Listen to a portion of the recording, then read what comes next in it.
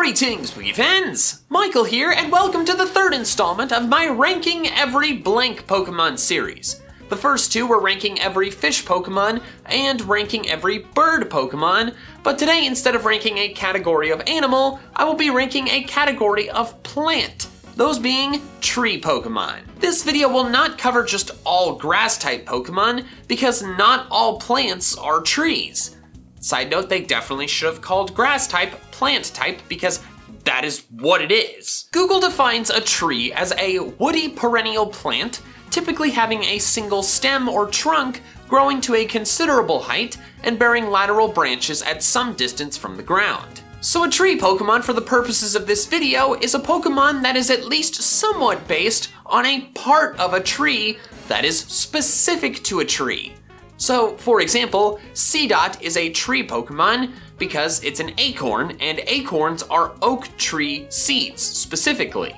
Meanwhile, Leafeon is not a tree Pokemon because while it has leaves, and trees have leaves, leaves are not specific to trees. Lots of plants have them. I tried to make sure I got all of them, but if I missed any, I apologize. Also, just a reminder, in case you didn't see the last two, this ranking is based entirely on my own opinion, nothing to do with battle strength unless the battle strength of the Pokemon affected my opinion of it. But now that I've covered that, let's dive into my ranking of every tree Pokemon. Number 28 is Xurkitree, which is a tree Pokemon because while it is not a plant, it's partially based on artificial Christmas trees and has tree in its name, so I figured it should count. I hate Xurkitree. I understand that Ultra Beasts are supposed to be weird, but Xurkitree is so weird that it no longer looks like a Pokemon. It looks like a bundle of wires that can move. It has no face or emotions, it's just an ugly object. Number 27 is Quilladin. Quilladin and its entire evolutionary line are tree Pokemon because they are partially based on chestnuts, which grow on trees. I have never liked Quilladin. I think it is a massive letdown from its very cute pre-evolution. It looks excessively derpy, has an ugly nose unlike its other two forms, and is simply just not a good-looking Pokemon. Number 26 is Simisage, which is a tree Pokemon because Bulbapedia says it's based on a monkey and a tree. What kind of tree specifically? I don't know, but it's there, and that's good enough for me. I have covered them in many videos, but I will say again that the Unova monkeys are some of the worst Pokemon ever created. I will admit that Simisage is the least bad of the three, but I still consider it pretty bad.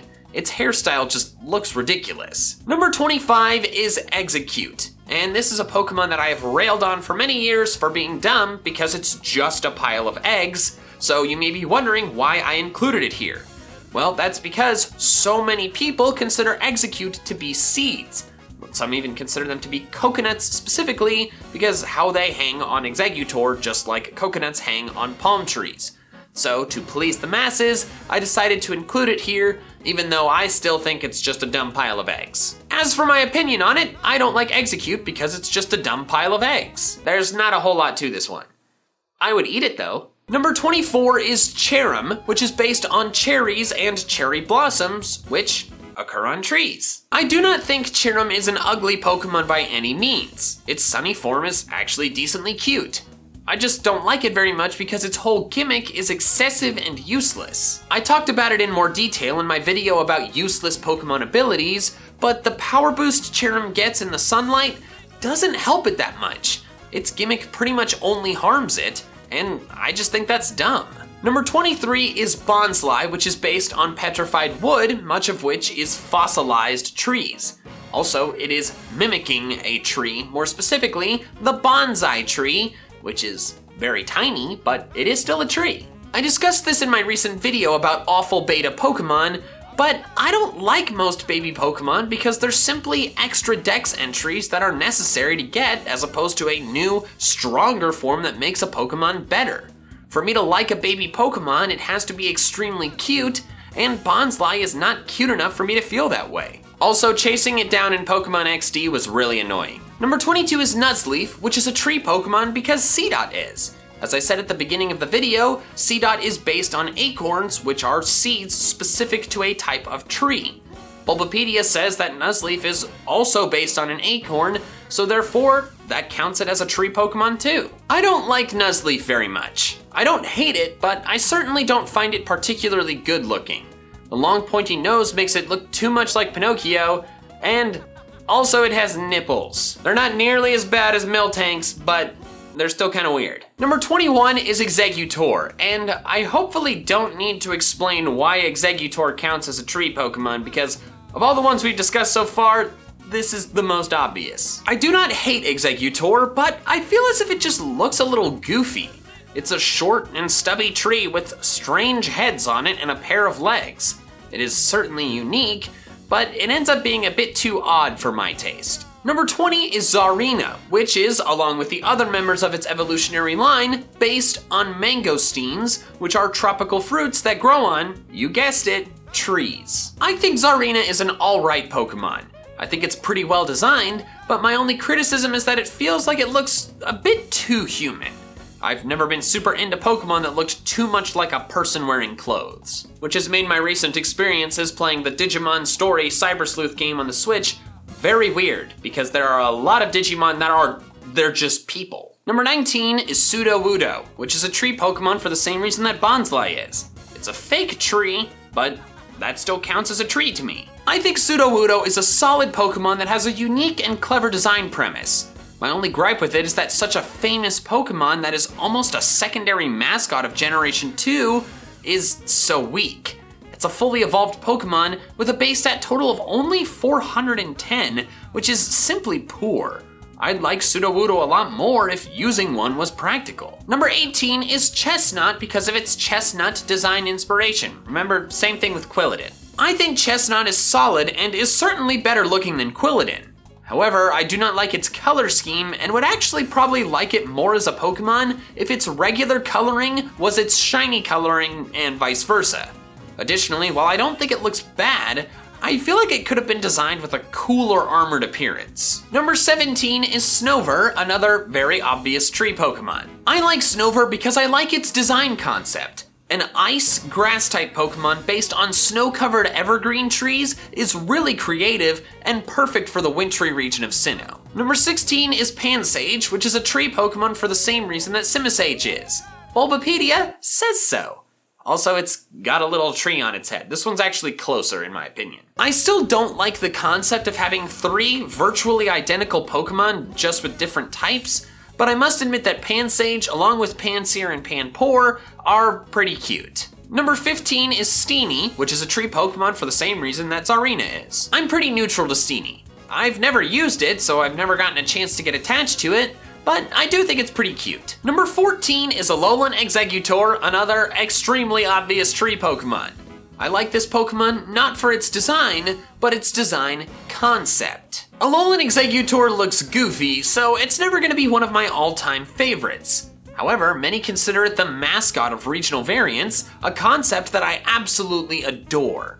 Therefore, I end up kind of liking it because it represents that concept. Plus, I think the idea of making a stubby tree become a tall palm tree for the region based on Hawaii is absolutely brilliant. Also, it became a meme, and that's always gonna make me like a Pokemon a bit more. Number 13 is Cherubi, which is a tree Pokemon for the same reason as Cherrim.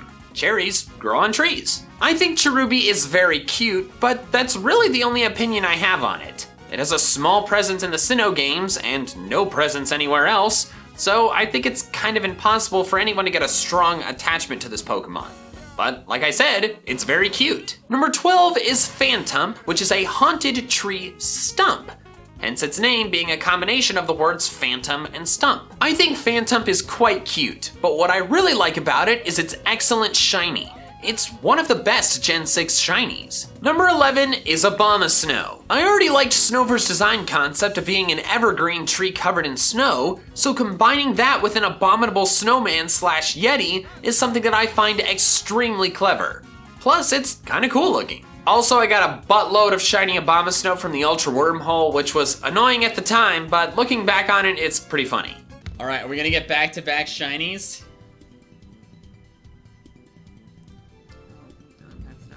Number 9! Back-to-back shinies, fam. The forest continues to grow. Number 10 is Bounsweet. Again, I already talked about Steenee and Tsareena, you know. Bounsweet is very cute. It's a little fruit with a face. That is impossible to dislike. Number 9 is Shiftry, and this entry is kind of a weird one because it doesn't seem to be based on any specific type of plant. It's based on the Tengu, a Japanese yokai known for playing cruel tricks, wielding leaf fans, having long noses and flowing white hair, and wearing single-toothed wooden clogs. So yeah, I basically just described Shiftry exactly. So I wasn't sure whether Shiftry should count as a tree Pokemon or not because the only plant part of its design is the leaf fans, and as I said at the beginning of the video, leaves are not specific to trees. However, I decided that Shiftry should count as a tree Pokemon for 2 reasons. The first is that I counted both Seedot and Nuzleaf as tree Pokemon, so since Shiftry keeps the same brown skin could be an homage to acorns or maybe tree bark, I think that it should count here. The second reason is that it has tree in its name. It's spelled T-R-Y instead of T-R-E-E, but that's simply because it's a combination of shifty and tree. As for my thoughts on Shiftry, I think it's pretty cool. It's one of the more menacing looking Pokemon out there, which I think is perfect for its dark typing. I only wish it was stronger. Number 8 is Trevenant, which, unlike the last entry, does not require any justification as to why it is a tree Pokemon. At least, I hope it doesn't. I think Trevenant is really cool, but the main reason I like it as much as I do is it's shiny. Like with Phantump, I think Trevenant's shiny is fantastic. Plus, I used one a lot when doing SOS hunts in Gen 7, so it grew on me there as well. It's a tree Pokemon. And it grew on me. Number 7 is Seedot. I've always thought Seedot was extremely cute. Like, ever since I was playing Pokemon Ruby, my first Pokemon game ever, and saw its picture in the guidebook. Like, it's just a cute little acorn with raccoon eyes. That's adorable. Number 6 is Chespin, which, again, chestnuts, they grow on trees, you know. I liked Chespin the instant it was revealed. I think it is the best base form Gen 6 starter because it's so cute and has so much personality. If its evolutions were better, I would have chosen it over Froakie. Number 5 is Sawsbuck. If you're not sure this is a tree Pokemon, just look at its summer and autumn forms. Those make it very obvious. Sawsbuck is a very good looking Pokemon. Like, it's just so well designed. Plus, the design concept of its form dramatically changing depending on the season is super clever. It's a very great Pokemon. Side note, Deerling is not in this video because while it changes color depending on the seasons, like tree leaves do, that is an activity, I guess you could call it an activity, that is not specific to trees. There are plenty of plants out there that change colors in the fall that are not trees. So because there's nothing about Deerling's design that is specific to a tree, doesn't have a tree growing out of its head, well, it doesn't count as a tree Pokemon. Number 4 is Xerneas, which is a tree Pokemon because when it's asleep, it is a literal tree. I've loved Xerneas ever since it was introduced. I think it's fantastically designed and such an aesthetically pleasing Pokemon. I love the rainbow glowing horns, and prior to the release of Alolan Ninetales, Xerneas was my favorite fairy type. It was super fun to use on my team in X version. Number 3 is Tropius, which is based on the banana tree, a tree that is actually not a tree and is actually the world's largest herb.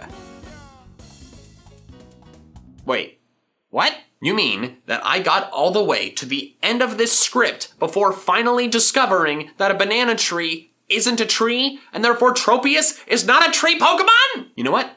No.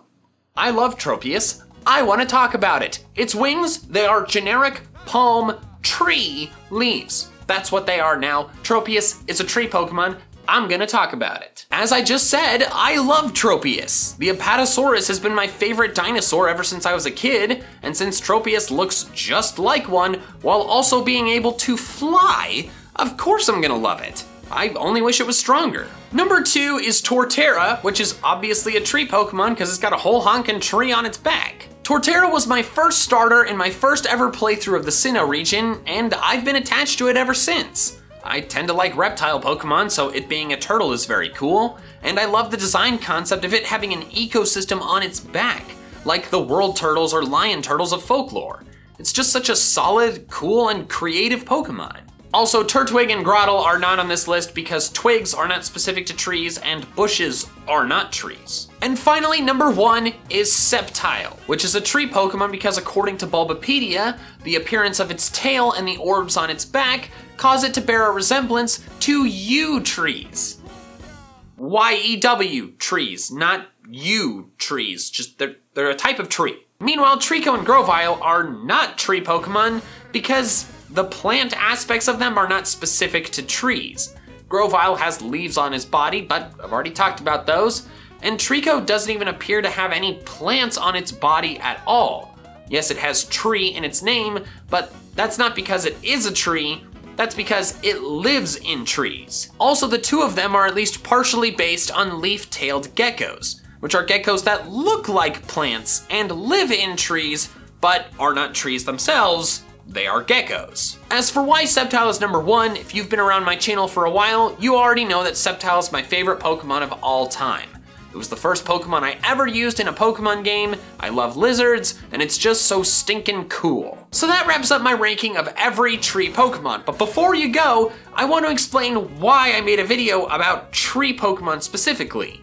You may have already heard that Mr. Beast and Mark Rober started a fundraiser with the goal of planting 20 million trees by 2020 in an effort to combat climate change and send a strong signal to our governments that our generation cares about this. They've partnered with the Arbor Day Foundation, the most reputable tree planting nonprofit out there, and they've set up a fundraiser where for every $1 donated, 1 tree will be planted.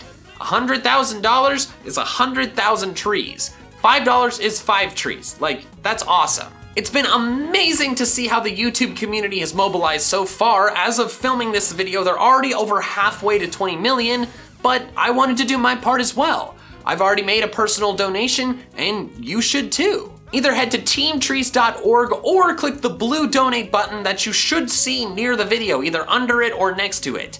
If you donate through the YouTube platform, not only will YouTube cover all of the transaction fees, but they're also matching up to $1 million of donations done through the platform. It doesn't matter how much you can donate, any amount that you can spare is helping our planet, which is important because in reality, real-world trees are a lot more important than fictional Pokemon trees. Thanks so much for watching, and an extra special thanks to my patrons who are helping support me and the channel. If you want to help support me and the channel and also get some cool perks in exchange, the link to do so is in the description below, but plant some trees first. Alright, that's all I have for now, so till next time, Poke fans. Gotta catch them all!